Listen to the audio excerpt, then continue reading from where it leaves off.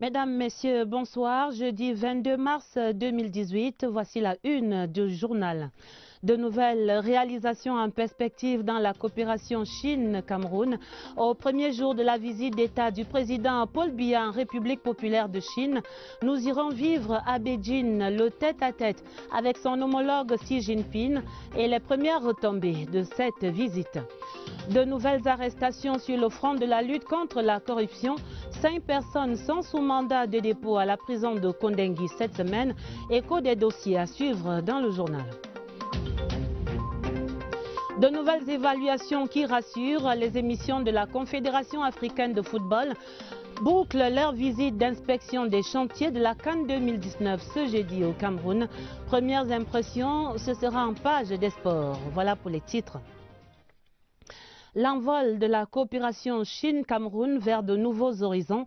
C'était un accueil des plus relevés réservé à Paul et Chantal Biya et à leur délégation ce jeudi 22 mars à Beijing, au premier jour de la visite d'État du président de la République en Chine. Des attentions marquées depuis l'aéroport jusqu'au Grand Palais du Peuple pour l'accueil officiel par le président chinois Xi Jinping, puis le premier tête-à-tête entre les deux personnalités et la signature de 5 nouveaux accords de coopération. Une première journée, une première moisson riche et dense. Voici le film à Beijing avec l'envoyé spécial Yves-Marc Modzo.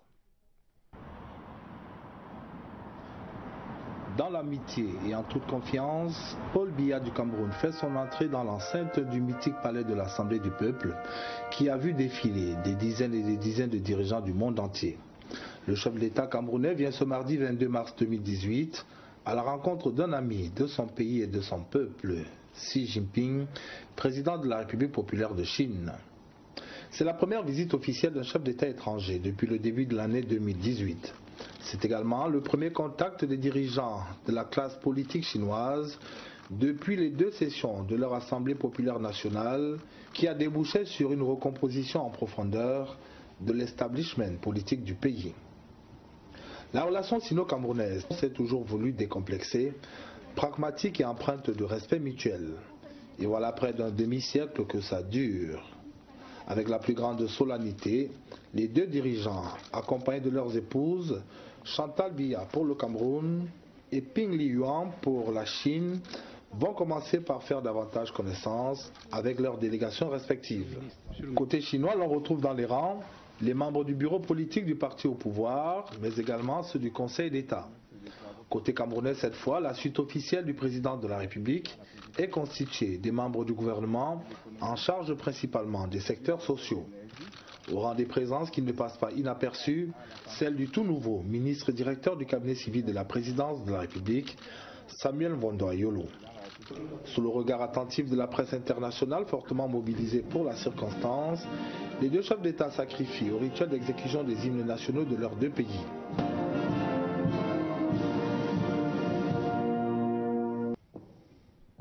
Puis, le président Biya est invité par un élément de la garde d'honneur à procéder au passage des troupes en revue. Le rituel ici est des plus réglés. Il combine à la fois la solennité et la discipline militaire. Dans l'une des extrémités de la prestigieuse enceinte, un groupe de pupilles agit déjà de leurs mains innocentes, bouquets de fleurs et drapeaux des 2 pays, impatientes qu'elles sont d'apporter leur touche particulière à un cérémonial déjà très relevé. Au son d'un air bien connu du peuple camerounais, va de l'avant Paul Biya, les 2 présidents se retirent dans une salle attenante pour leurs premiers entretiens. D'abord élargis à leurs suites respectives, ces entretiens vont se prolonger à huis clos.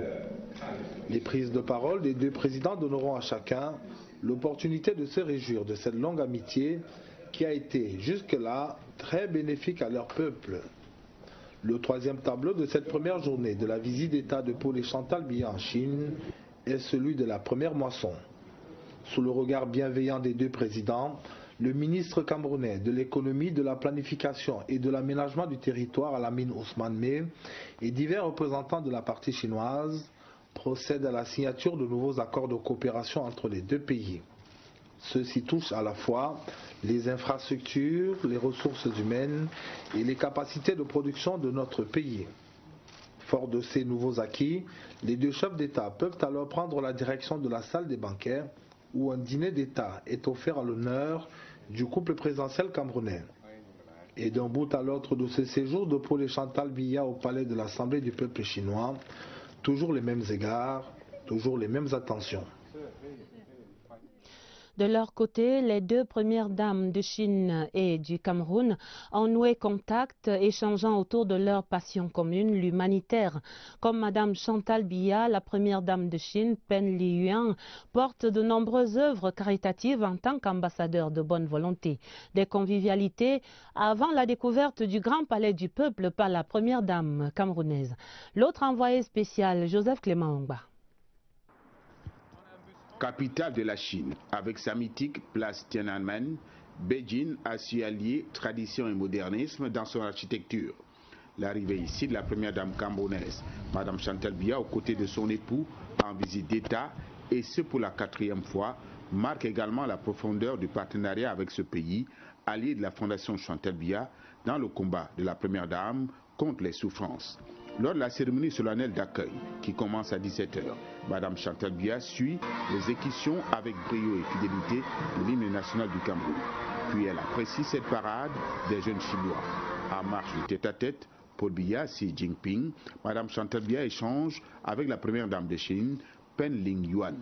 Cette dernière est ambassadrice de l'OMS pour la tuberculose et le sida, fonction qui traduit sa fibre humanitaire. De la convergence de vues avec Madame Chantal Biya, Pen Liyuan félicite la première dame camerounaise pour son engagement dans la lutte contre le sida, avec la création en 2002 des synergies africaines contre le sida et les souffrances. Son combat contre le sida est également un cheval de bataille de la Fondation Chantal Biya, dont le secrétaire général Habissou Bidoum assiste la première dame camerounaise au cours de l'audience.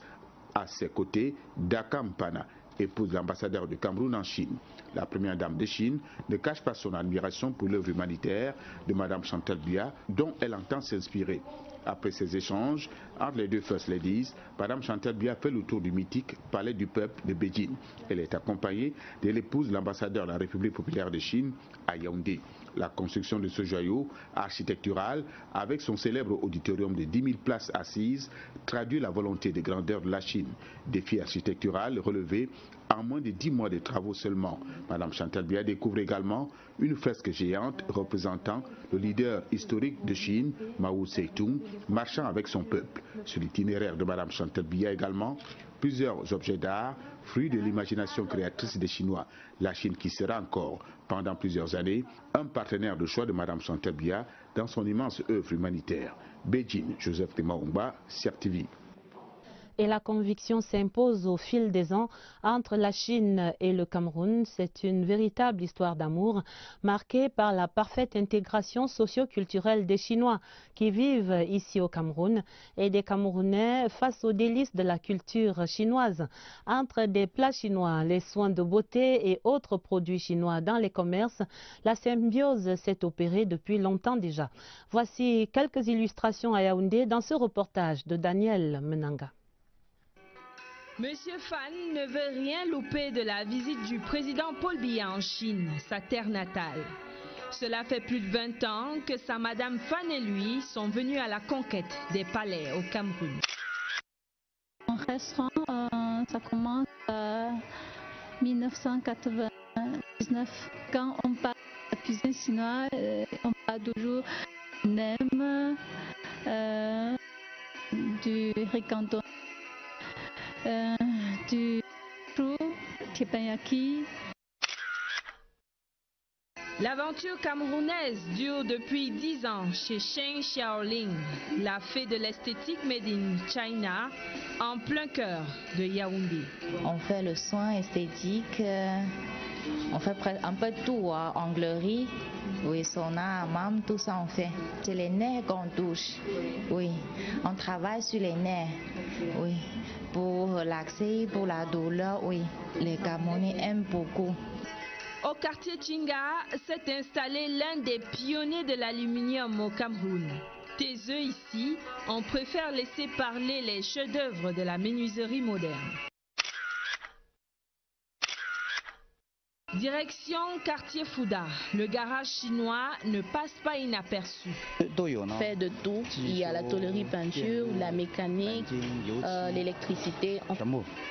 100% intégrés, 25 Camerounais sont employés ici.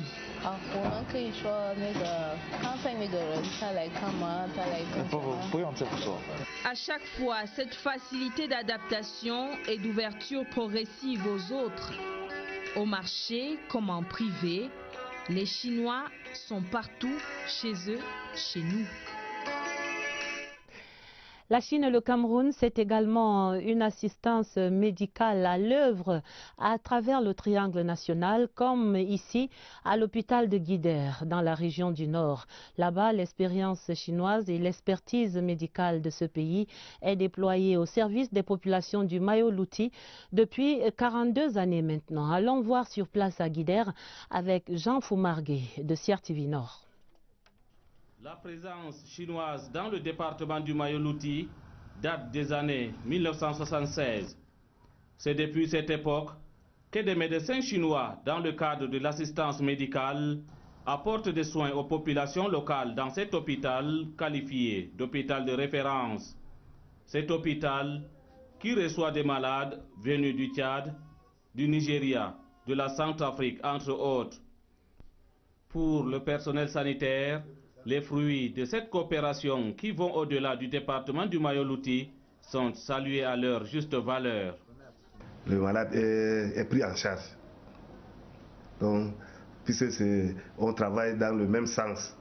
Un avis partagé par le chef d'équipe médecine chinoise. À Guidère, je connais beaucoup de choses dans notre équipe parce que ça fait longtemps que je travaille ici. Une collaboration appréciée par le préfet du département du Mayo-Louti. La collaboration est très excellente et le plateau technique est renforcé avec des soins sur des spécialités que nous n'avons pas très souvent dans les centres de santé, dans nos villages. Les populations du Nord espèrent voir cette coopération se renforcer davantage au moment où le président de la République, son Excellence Paul Biya, effectue une visite de travail en Chine. La suite des nouvelles de cette visite d'État du président de la République Paul Biya en Chine, c'est à suivre demain sur toutes les antennes de la Sierre TV, radio et TV. La coopération franco-camerounaise également dans l'actualité à travers la conférence donnée hier mercredi à l'Institut des relations internationales du Cameroun par le ministre conseiller à l'ambassade de France au Cameroun. Thème des échanges, les relations bilatérales franco-camerounaises avec un accent sur une vision commune de la sécurité et du développement. Le compte rendu, Elvire Nina Galima. Comment qualifier la relation France-Cameroun aujourd'hui? La question a alimenté les échanges à l'Institut des relations internationales du Cameroun entre Philippe Larieux, ministre conseiller à l'ambassade de France, et les étudiants du dit institut. Ce moment de partage, qui s'inscrit dans le cadre du forum diplomatique, vient revisiter et maintenir les deux peuples, la France et le Cameroun, dans une dynamique de cohésion constante à travers les problèmes de sécurité et de développement. Il existe entre la France et le Cameroun un partenariat stratégique, mais pour l'assumer, il faut que nous renforcions nos relations et dans un sens dépourvu de tabous, d'arrière-pensées, de clichés. Pour nous, dans la région d'Afrique centrale, le Cameroun est le partenaire essentiel pour la sécurité et la stabilité de l'ensemble de la région. Les deux partenaires ont pour volonté de faire de cette coopération un modèle d'engagement dynamique vers des objectifs nobles qui visent l'excellence de cette relation bilatérale. La France est un partenaire très stratégique pour le Cameroun et c'est normal que de temps en temps on revisite l'état de cette coopération et c'est ce que le ministre a fait avec beaucoup de fierté, beaucoup d'aisance et les étudiants de l'IRIC en tirent beaucoup d'enseignements. Moment opportun pour ces jeunes internationalistes qui comptent valoriser cette rencontre dans le cadre des enseignements et de leurs recherches. Continuer d'entretenir cette relation forte et vieille de plusieurs décennies, c'est l'un des objectifs des récurrents échanges de Philippe Larieux et des étudiants. Serait-ce l'autre phase de l'opération Épervier? En tout cas, 5 personnes sont depuis cette semaine sous mandat de dépôt au pénitencier de Kondengui, ici à Yaoundé. Parmi elles, le professeur Bruno Bokolo-Ebe, l'ancien recteur de l'université de Douala, et Louis-Max Aïna-Ouanja, l'ancien secrétaire d'État aux travaux publics. Selon des informations recueillies auprès des autorités judiciaires par notre reporter, ces personnes doivent répondre de divers chefs d'accusation relatifs au détournement de biens publics estimés à plus de 5 milliards de francs CFA. Rodrigue Bertrand-Tcheno. Les arrestations de quelques ex-gestionnaires de certaines entreprises et institutions publiques font depuis quelques jours les gorges chaudes sur les réseaux sociaux et dans les médias. Au tribunal criminel spécial, nous avons eu, à bonne source, la confirmation de la mise en détention provisoire de 5 personnes. Bruno Bokolo-Ebe, ancien recteur de l'université de Douala, Louis-Max Aïna-Ouanja, ancien directeur de l'Institut universitaire de technologie de l'université de Douala, Jean-Pierre Pokem, intendant principal des restaurants de la même institution, Augustin Boudou, chargé de cours à la retraite, et Akuma Ruben Fon, comptable. La bande des 5 est accusée de détournement de biens publics à hauteur de 5 milliards 274 millions 491 620 francs CFA au préjudice de l'université de Douala. De façon détaillée, Bruno Bokolo-Ebe se défendra sur plusieurs fronts. 1.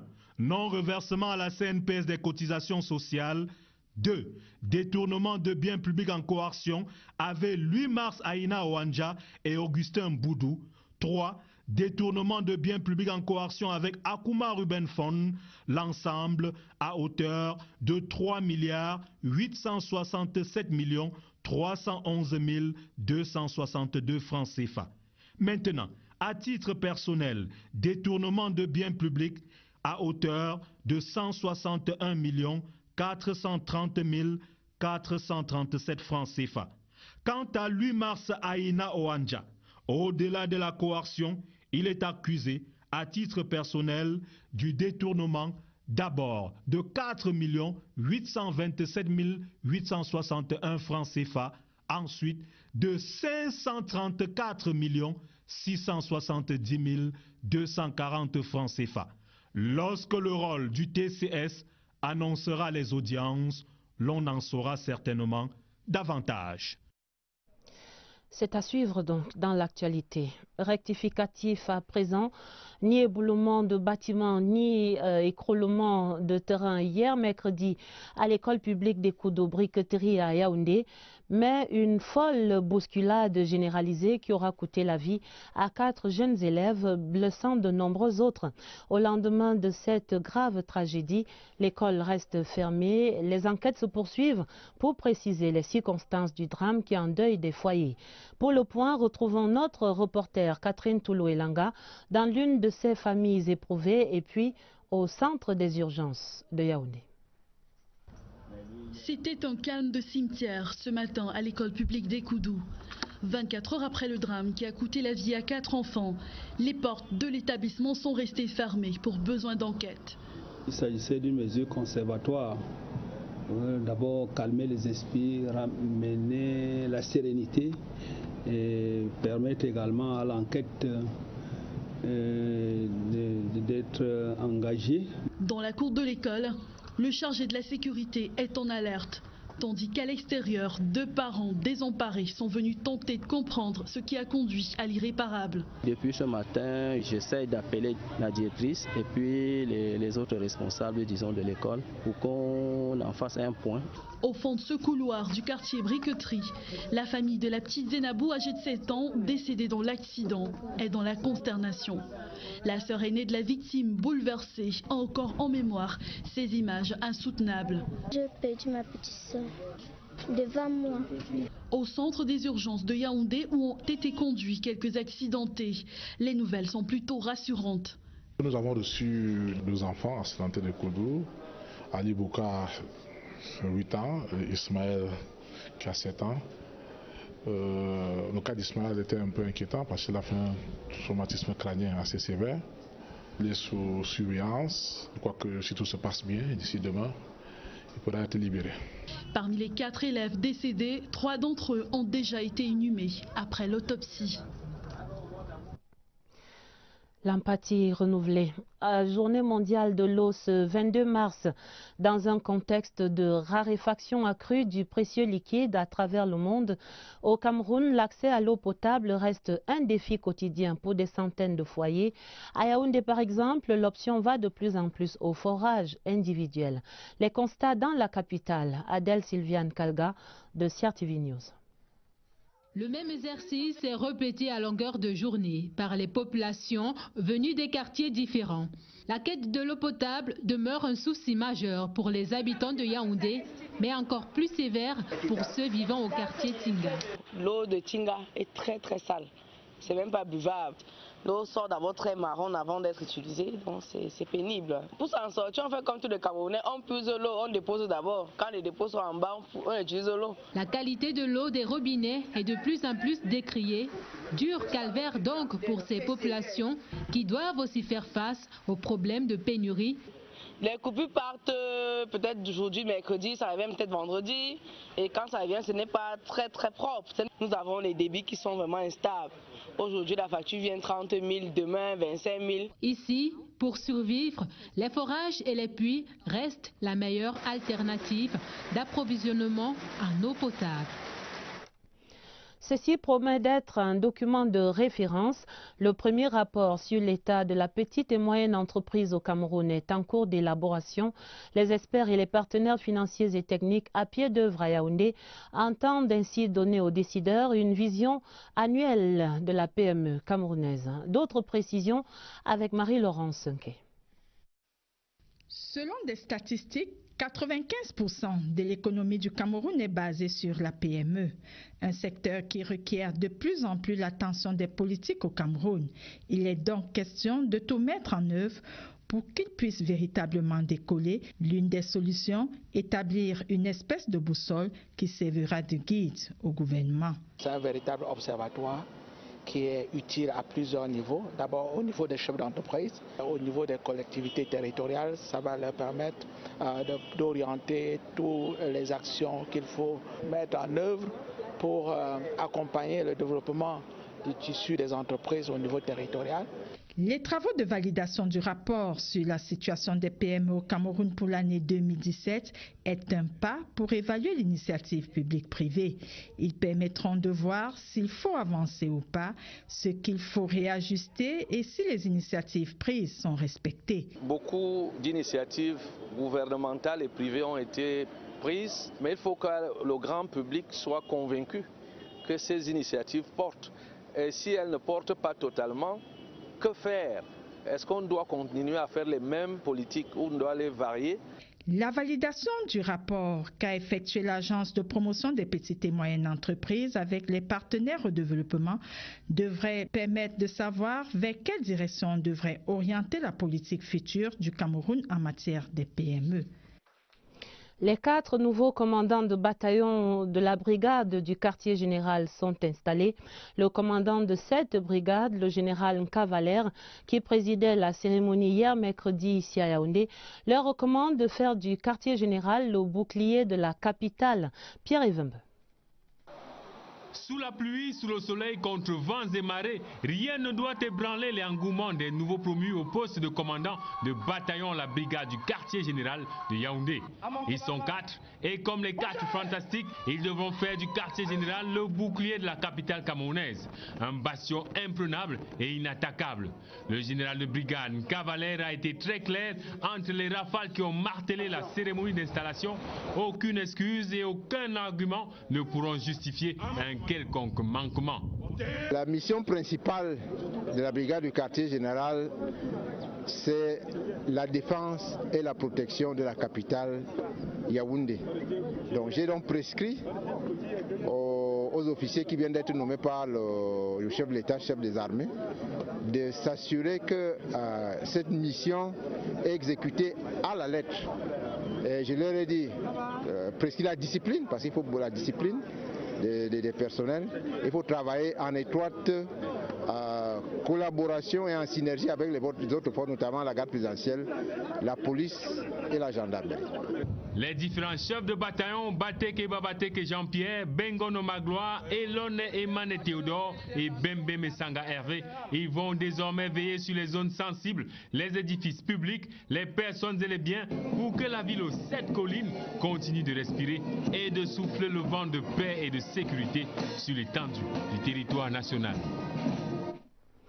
Les régions dans le journal, nous sommes jeudi, d'abord le sud, pour entendre le son de cloche des chefs traditionnels, tous mobilisés contre l'insécurité et le désordre. Une récente réunion de leur association régionale a donné l'occasion à ces gardiens de la tradition d'appeler leurs fils à la plus grande vigilance face aux forces du désordre et de la division. L'appel des chefs du sud, relayé par Berthe Mbala. Les gardiens de la tradition dans le sud se font aussi sentinelles pour prévenir l'insécurité. Au cours de ce conseil régional et face aux actes de barbarie enregistrés au Cameroun, ils puisent dans leur sagesse et se prononcent. Nous devons rester en éveil, nous devons veiller à ce que ceux-là qui veulent déstabiliser le Cameroun ne pénètrent pas le sud. D'autres questions liées au développement socio-économique de la région sont passées au peigne fin par la même occasion. Les différents projets engagés par l'État camerounais dans certaines localités de notre région créent beaucoup de petits différends, surtout des problèmes d'indemnisation. Nous devons veiller et rassurer nos populations que l'État est là pour nous. Ces préoccupations, c'est l'intime conviction de ces autorités traditionnelles, ne peuvent trouver solution que dans un climat de paix. D'où cet appel pour la culture du vivre ensemble. Nous veillons à ce que tout Camerounais puisse se sentir Camerounais partout. Ils doivent se sentir à Eboloba, à Samalima, à Kribi et à Mbam comme chez eux. Les résolutions de cette rencontre sont remises aux bonnes mains des autorités administratives et à celles des élites de cette région qui doivent tous contribuer à leur effectivité. Direction à présent la région de l'Ouest pour une enquête sur un phénomène de plus en plus préoccupant dans la ville de Bafoussam. Il s'agit de l'enlèvement d'enfants, des enlèvements qui se succèdent.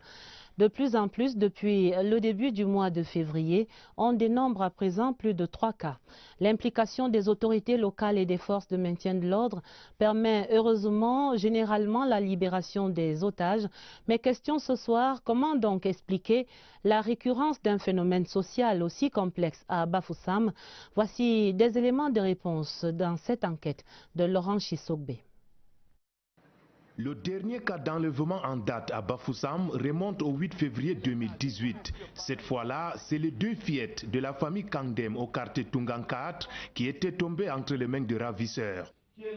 Ça nous rend mal à l'aise, puisque vraiment quand tu sors de la maison le matin, tu te sépares de tes enfants. Si vraiment le soir tu te rends compte que ton enfant n'est plus, vraiment tu ne serais pas à l'aise. Même si c'est vous-même, vous restez à la maison comme ça, là, imprévu. On vient étant masqué pour prendre vos enfants, pour partir, vraiment ce n'est pas bien. Qui sont-ils et comment trouver une raison à ce phénomène? Difficile de répondre pour l'instant, mais l'autorité administrative, à chaque visite de réconfort rendue aux familles au lendemain des libérations des otages, appelle toujours les populations à plus de vigilance. Plus jamais ça à l'ouest. Il faut que les populations, les uns et les autres travaillent pour que des pareils actes ne se répètent plus. On va aller au fond de cette affaire. On ne peut pas laisser. À la direction régionale de la police judiciaire de l'Ouest, un responsable rencontré relate qu'une enquête est en cours pour retrouver la piste des ravisseurs. Dans le même temps, la ville reste quadrillée par les éléments de force de maintien de l'ordre et de sécurité. Du moins pour plusieurs, ce kidnapping à répétition peut être freiné par la prise de conscience des parents. Je sais que le gouvernement fait quelque chose.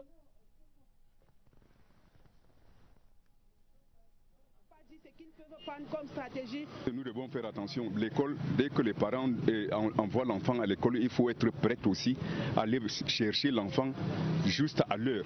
Bafoussam compte à ce jour plus de 3 cas d'enlèvement d'enfants à l'espace de 3 mois. À en croire les uns et les autres, une collaboration certaine entre population et forces de sécurité serait une solution idoine. Et une plus grande vigilance donc. Le dossier du jeudi met sur votre table un menu tout spécial ce soir, les mets traditionnels de la région du centre, très prisés par certains faits gourmets qui finissent toujours par dénicher ces petits coins cachés pour savourer leurs délices. Le circuit de ces mets aux saveurs particulières qui émoustillent les connaisseurs, ces circuits sont dévoilés dans l'enquête que signe Awa Issa de CRTV Centre. Yaoundé, à proximité du lieu du dispensaire Vogada, le carrefour cobaye, dans cette modeste bâtisse bien tenue, les amateurs viennent déguster le cobaye. Les gens viennent à partir de 13h, parce qu'il y a les gens qui viennent tard, 18h, restent là même jusqu'à 20h. Normalement, le restaurant ferme à 20h. Les clients sont à l'aise, les plaintes sont moins. Une trentaine de kilomètres plus loin, nous sommes à Obala, dans une espèce de hangar. Des fins gourmets partent de Yaoundé pour venir réjouir leur papilles gustatifs avec un domba d'escargot. C'est depuis 9 ans que je fais les escargots, dont on casse, étant vivant. Parce que quand on pose au feu, ce n'est plus bon, donc ce n'est plus sucré. Le mieux c'est de casser étant vivant. Après avoir cassé, on nettoie. On lave avec du citron. On rince, après on prépare. À Kondongo, au Bobogo, Vokatangnambala, les amateurs flattent leur palais avec les chenilles, les hannetons, les sciures. Comme un héritage, le secret de la recette se transmet de mère en fille, mais le secret de la cuisson reste bien gardé. Un mets préféré des clients, parce que même si on prépare les autres nourritures, le cobaye ne peut pas manquer. Pour la cuisson, moi je ne peux pas déterminer puisque c'est un secret professionnel.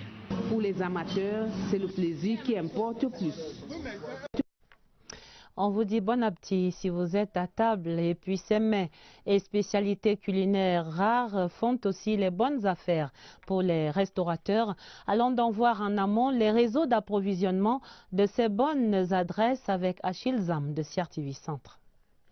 L'activité de vente des mets rares, escargots, chenilles, hannetons, cobayes entre autres est florissante. Je trouve même beaucoup de comptes sur ça parce que j'ai déjà acheté mon terrain là-bas et construit même. Je travaille ici, ça fait pratiquement 22 ans. Je peux dire que le restaurant m'a fait beaucoup de choses. Ces enfants-là sont déjà grands.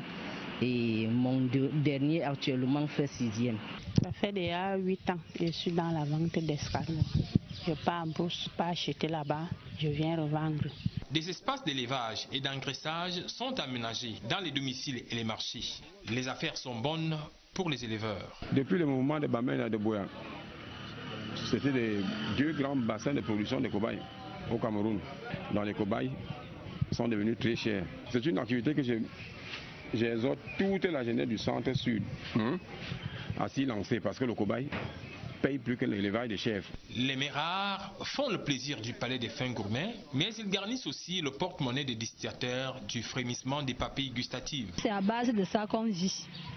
Les enfants, la scolarité et tout comme ça. Les cobayes, les plats vont de 3 000 à 3 500, ça dépend des grosseurs. Chacun y trouve son compte, sauf hélas, les escargots, les chenilles, les hannetons, les cobayes, condamnés à procurer la gaieté au palais des fins gourmets. Reparlons à présent du sommet extraordinaire de l'Union africaine qui se déroulait hier mercredi à Kigali au Rwanda. Les chefs d'État et de gouvernement ont signé là-bas l'acte qui crée la zone de libre-échange continentale. Sur les 40 pays qui ont paraphé le document, le Cameroun, représenté à Kigali par le ministre des Finances, Louis-Paul Motazé, qui représentait le chef de l'État, Paul Biya. Marie-Laurence Nké présente ici les implications de l'avènement de ce marché commun africain. 44 pays africains ont signé hier l'accord établissant la zone de libre-échange continentale.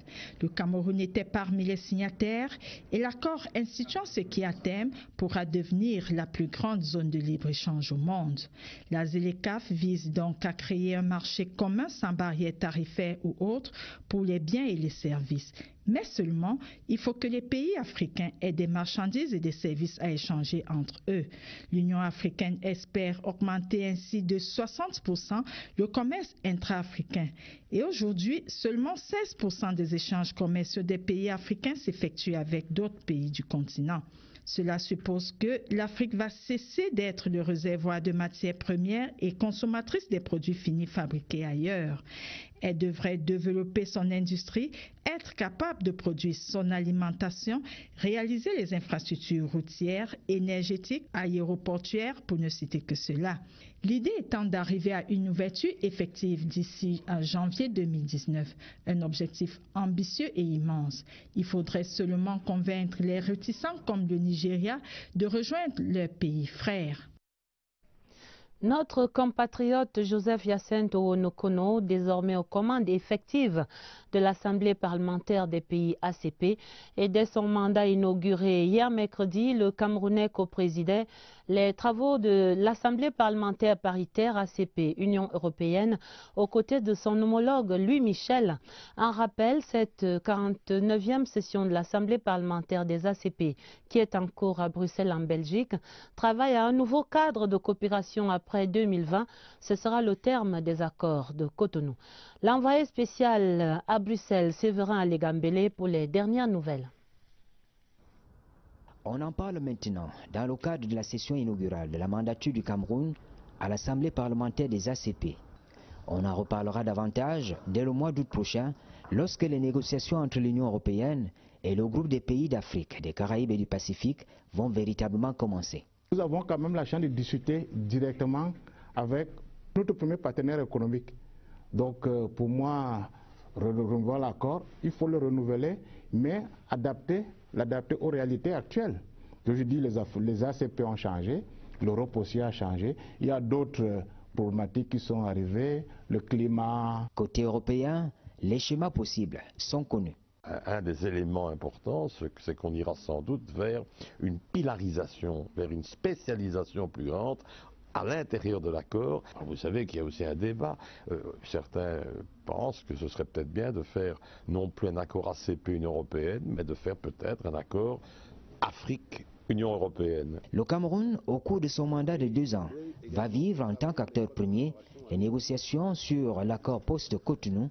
En même temps, il doit travailler pour la suivi de l'Assemblée parlementaire et le secrétariat général ACP à travers la recherche des financements appropriés. La réflexion a conduit le secrétariat à proposer la mise sur pied d'un fonds fiduciaire qui permettra, n'est-ce pas, à temps de pouvoir financer les activités du groupe ACP. Certains pays comme la Papouasie-Nouvelle-Guinée, la Guinée équatoriale ont déjà commencé à contribuer à ce fonds fiduciaire. Dans sa posture actuelle, le Cameroun dispose d'un moyen efficace pour poser sa marque sur la scène internationale. La page des sports est la fin ce jeudi de la 2e visite d'inspection des émissaires de la Confédération africaine de football au Cameroun. C'était pour l'évaluation des préparatifs de la CAN 2019. Dernière étape, le stade du complexe Béac et celui de Lembe à Yaoundé. Premier bilan, Évariste Yenga. L'arrivée ce jeudi de la mission d'inspection CAF au stade de Lembe n'a pas freiné l'activité des équipes de travail. Les milliers d'ouvriers s'activent sur chacun des sites spécifiques. Ici, les fondations de l'hôtel 5 étoiles et le centre commercial. En contrebas, les 2 stades annexes A et B destinés aux entraînements des équipes.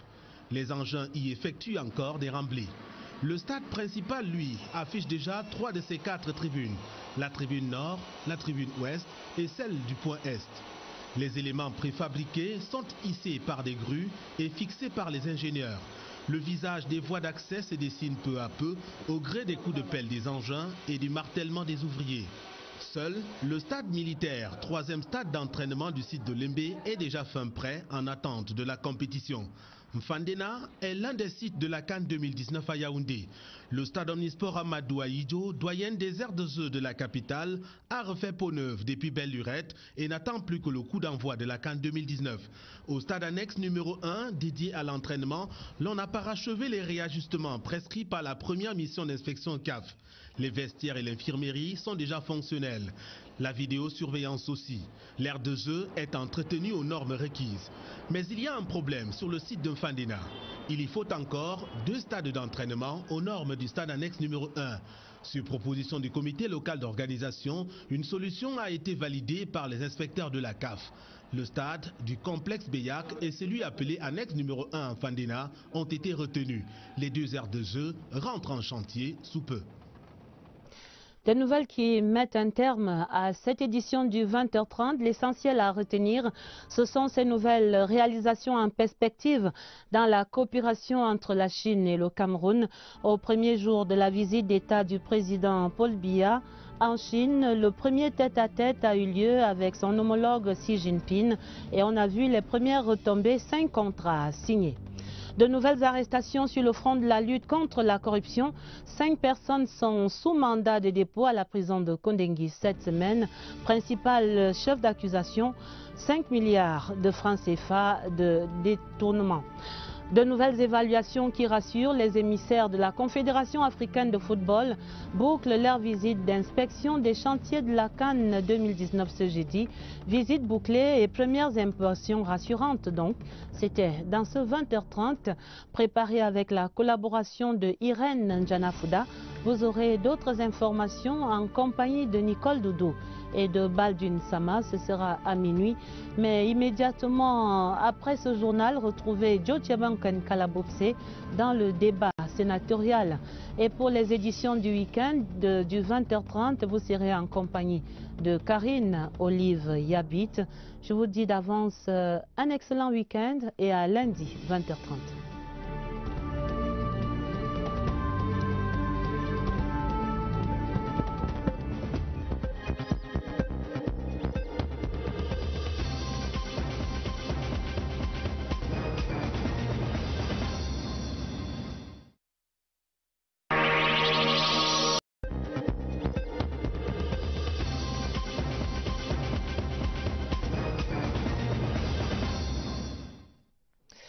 Mesdames, Messieurs, bonsoir. Jeudi 22 mars 2018, voici la une du journal.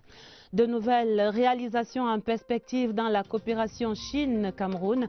Au premier jour de la visite d'État du président Paul Biya en République populaire de Chine, nous irons vivre à Beijing le tête-à-tête avec son homologue Xi Jinping et les premières retombées de cette visite.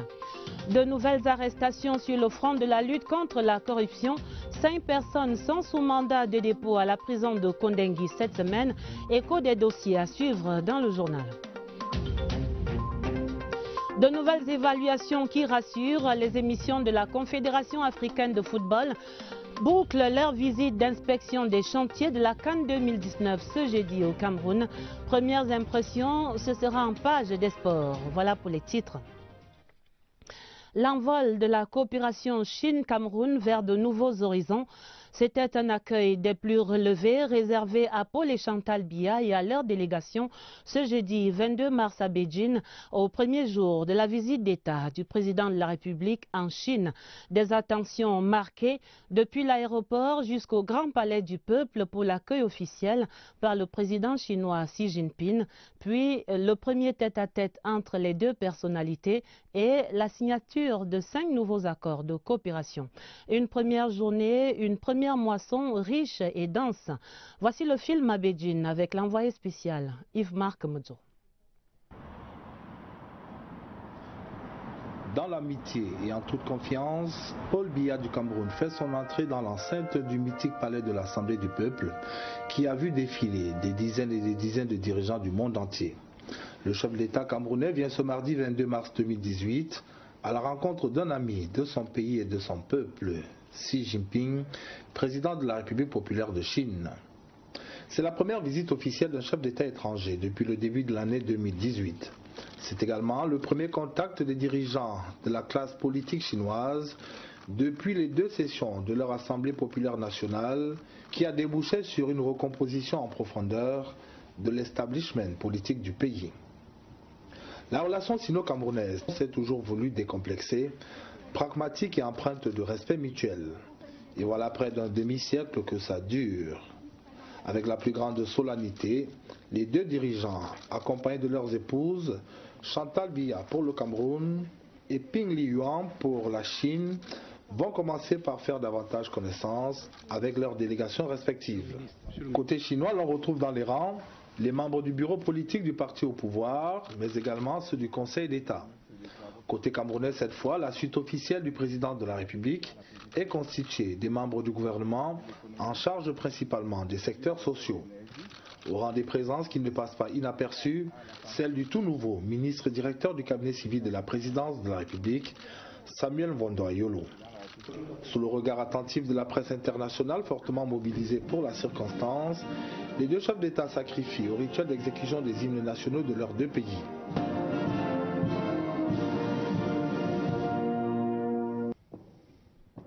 Puis, le président Biya est invité par un élément de la garde d'honneur à procéder au passage des troupes en revue. Le rituel ici est des plus réglés. Il combine à la fois la solennité et la discipline militaire. Dans l'une des extrémités de la prestigieuse enceinte, un groupe de pupilles agit déjà de leurs mains innocentes, bouquets de fleurs et drapeaux des deux pays, impatientes qu'elles sont d'apporter leur touche particulière à un cérémonial déjà très relevé. Au son d'un air bien connu du peuple camerounais, va de l'avant Paul Biya, les deux présidents se retirent dans une salle attenante pour leurs premiers entretiens. D'abord élargis à leurs suites respectives, ces entretiens vont se prolonger à huis clos. Les prises de parole des deux présidents donneront à chacun l'opportunité de se réjouir de cette longue amitié qui a été jusque-là très bénéfique à leur peuple. Le troisième tableau de cette première journée de la visite d'État de Paul et Chantal Biya en Chine est celui de la première moisson. Sous le regard bienveillant des deux présidents, le ministre camerounais de l'économie, de la planification et de l'aménagement du territoire Alamine Ousmane Meh et divers représentants de la partie chinoise procèdent à la signature de nouveaux accords de coopération entre les deux pays. Ceux-ci touchent à la fois les infrastructures. Sont depuis cette semaine sous mandat de dépôt au pénitencier de Kondengui, ici à Yaoundé.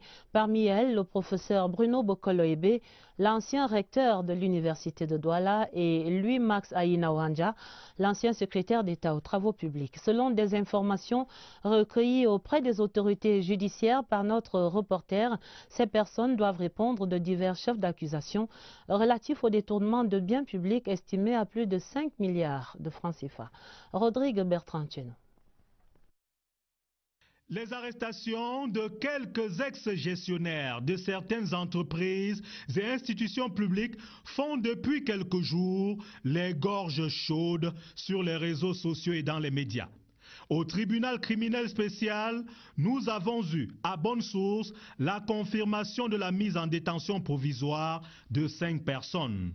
Bruno Bokolo-Ebe, ancien recteur de l'université de Douala, Louis-Max Aïna-Ouanja, ancien directeur de l'Institut universitaire de technologie de l'université de Douala, Jean-Pierre Pokem, intendant principal des restaurants de la même institution, Augustin Boudou, chargé de cours à la retraite, et Akuma Ruben Fon, comptable.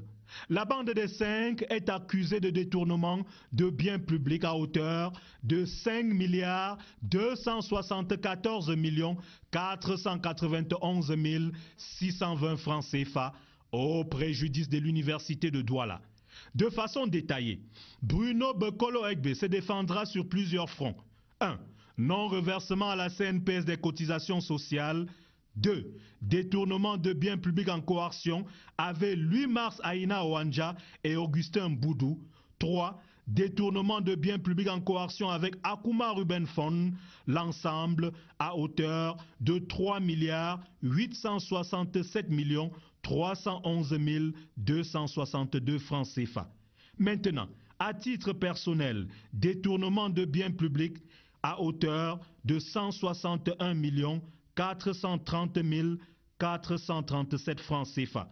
Quant à Louis-Max Aïna-Ouanja, au-delà de la coercion, il est accusé à titre personnel du détournement d'abord de 4 827 861 francs CFA, ensuite de 534 670 240 francs CFA. Lorsque le rôle du TCS annoncera les audiences, l'on en saura certainement davantage.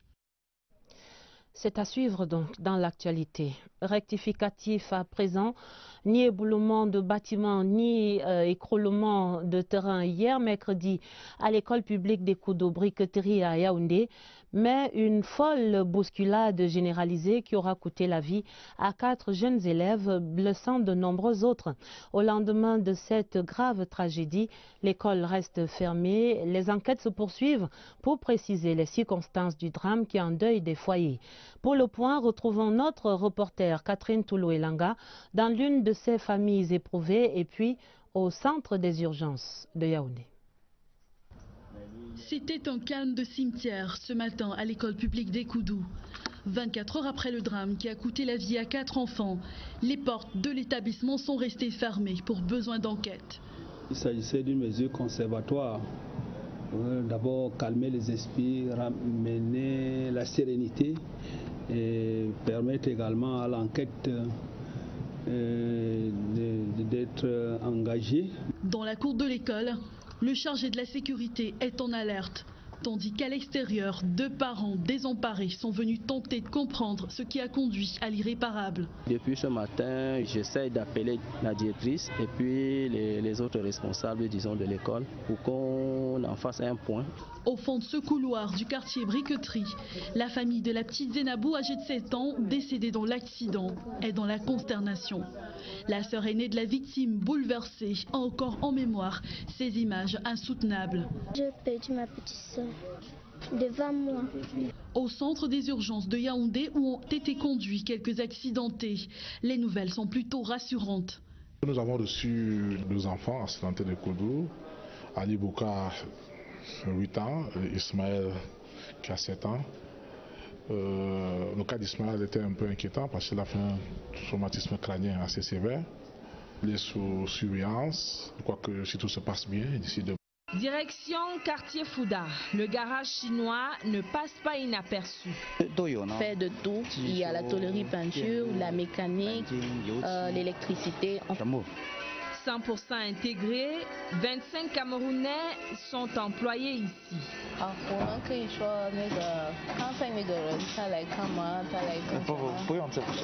À chaque fois, cette facilité d'adaptation et d'ouverture progressive aux autres. Au marché comme en privé, les Chinois sont partout, chez eux, chez nous. La Chine et le Cameroun, c'est également une assistance médicale à l'œuvre à travers le triangle national, comme ici à l'hôpital de Guider, dans la région du Nord.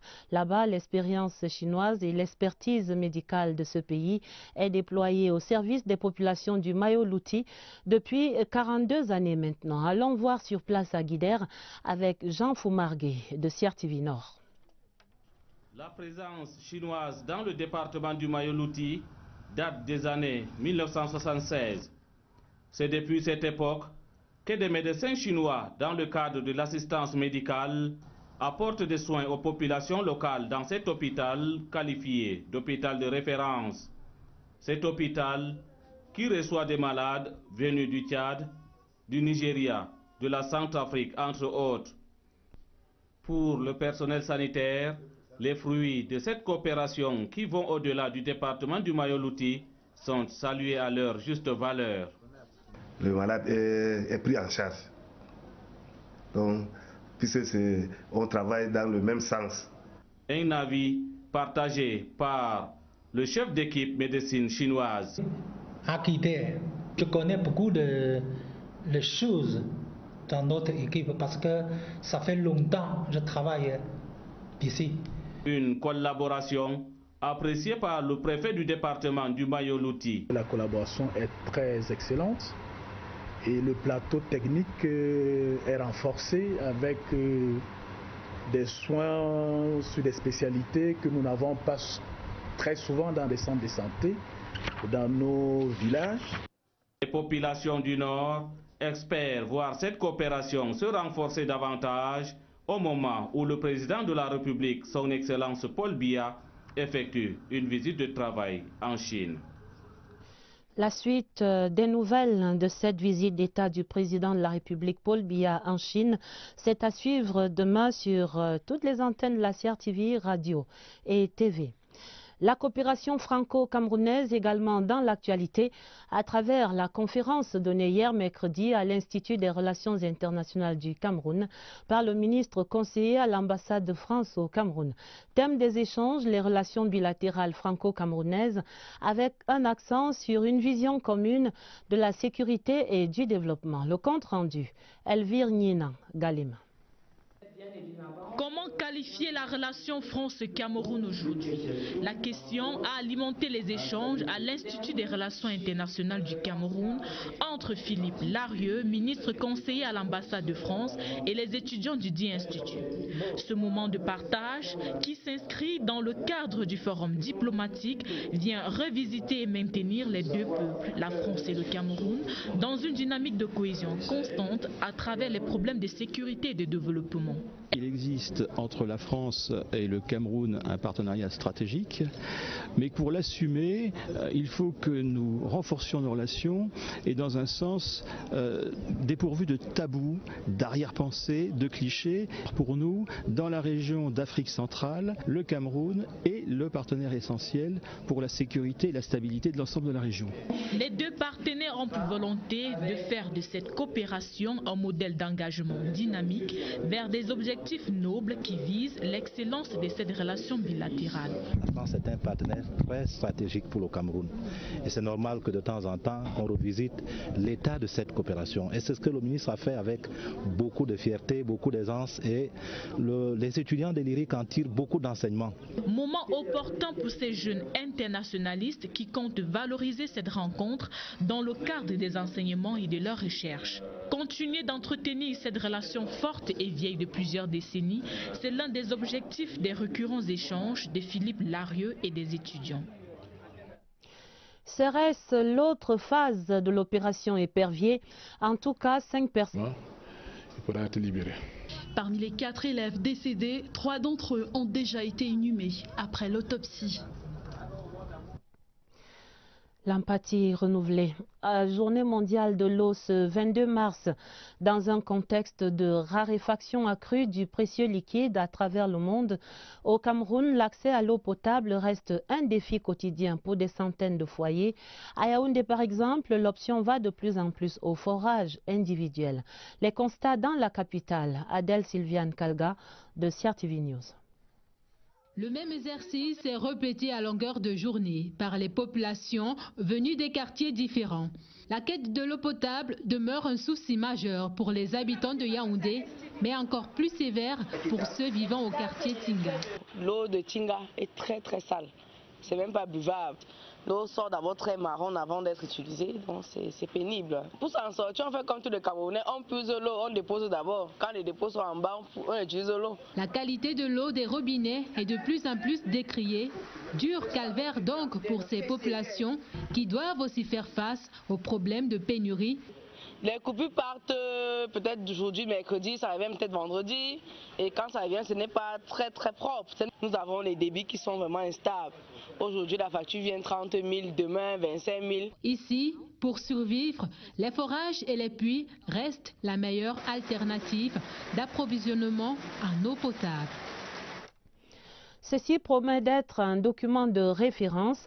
Le premier rapport sur l'état de la petite et moyenne entreprise au Cameroun est en cours d'élaboration. Les experts et les partenaires financiers et techniques à pied d'œuvre à Yaoundé entendent ainsi donner aux décideurs une vision annuelle de la PME camerounaise. D'autres précisions avec Marie-Laurence Sunke. Selon des statistiques, 95% de l'économie du Cameroun est basée sur la PME, un secteur qui requiert de plus en plus l'attention des politiques au Cameroun. Il est donc question de tout mettre en œuvre pour qu'il puisse véritablement décoller. L'une des solutions, établir une espèce de boussole qui servira de guide au gouvernement. C'est un véritable observatoire qui est utile à plusieurs niveaux. D'abord au niveau des chefs d'entreprise, au niveau des collectivités territoriales, ça va leur permettre d'orienter toutes les actions qu'il faut mettre en œuvre pour accompagner le développement du tissu des entreprises au niveau territorial. Les travaux de validation du rapport sur la situation des PME au Cameroun pour l'année 2017 est un pas pour évaluer l'initiative publique-privée. Ils permettront de voir s'il faut avancer ou pas, ce qu'il faut réajuster et si les initiatives prises sont respectées. Beaucoup d'initiatives gouvernementales et privées ont été prises, mais il faut que le grand public soit convaincu que ces initiatives portent. Et si elles ne portent pas totalement, que faire? Est-ce qu'on doit continuer à faire les mêmes politiques ou on doit les varier? La validation du rapport qu'a effectué l'Agence de promotion des petites et moyennes entreprises avec les partenaires au développement devrait permettre de savoir vers quelle direction on devrait orienter la politique future du Cameroun en matière des PME.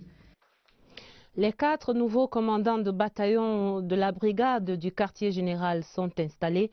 Le commandant de cette brigade, le général Nkavaler, qui présidait la cérémonie hier mercredi ici à Yaoundé, leur recommande de faire du quartier général le bouclier de la capitale. Pierre Evembe.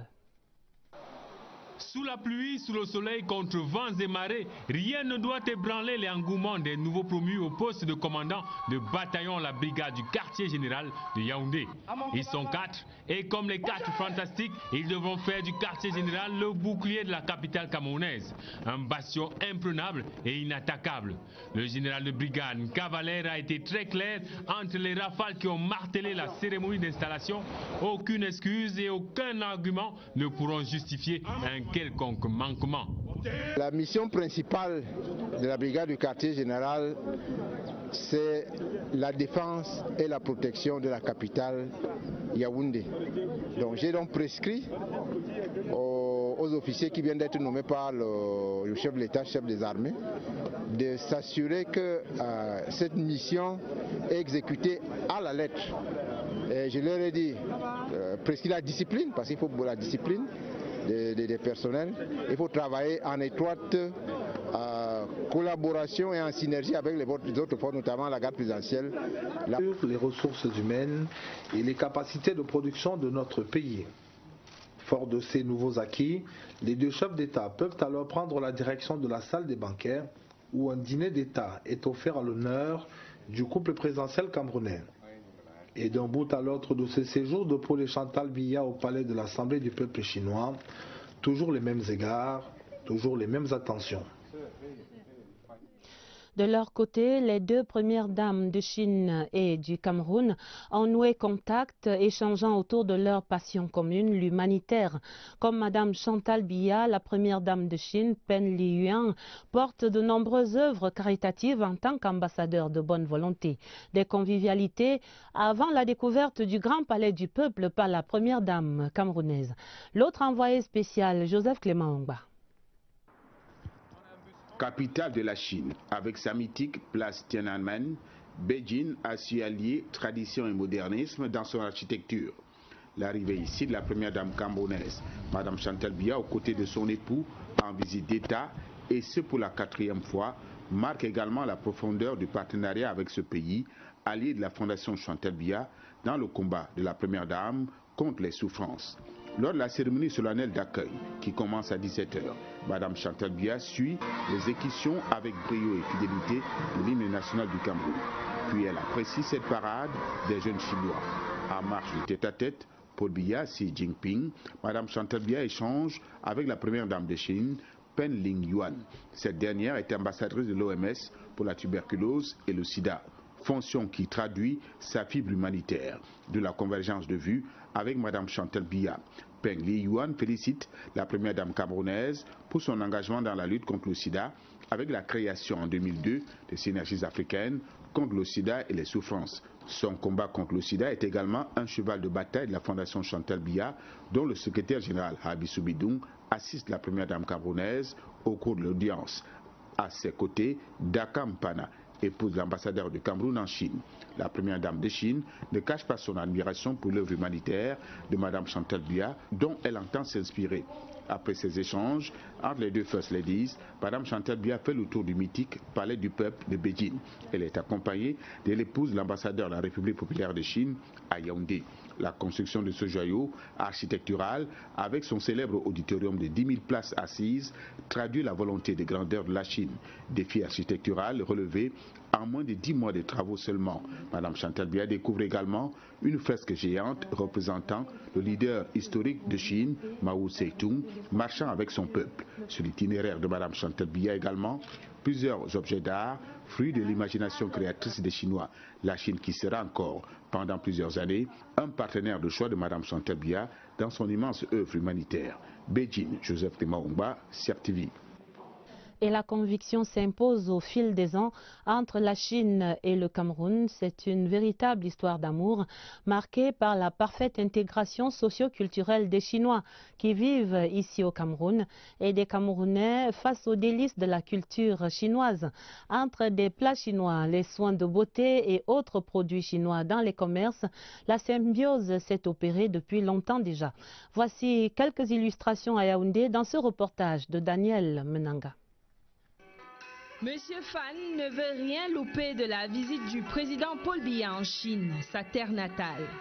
Cela fait plus de 20 ans que sa madame Fan et lui sont venus à la conquête des palais au Cameroun.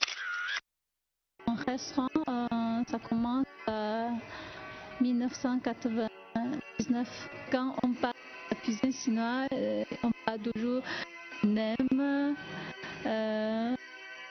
du riz canton, du chou, teppanyaki.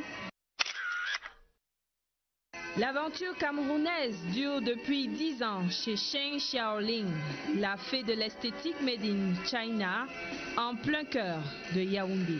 On fait le soin esthétique, on fait un peu tout, onglerie, oui, sauna, hammam, tout ça on fait.